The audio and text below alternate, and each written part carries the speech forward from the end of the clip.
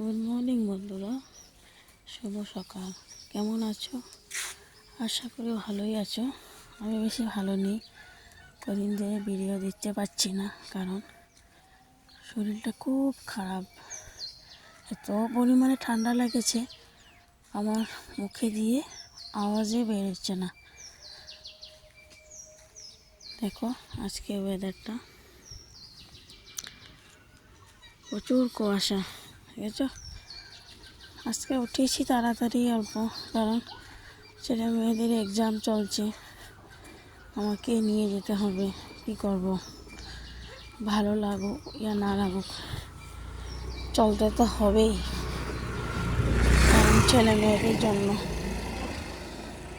কী করব, ঝটপট উঠে পড়েছি, তাড়াতাড়ি কাজকর্ম করে নিয়ে ভাবছি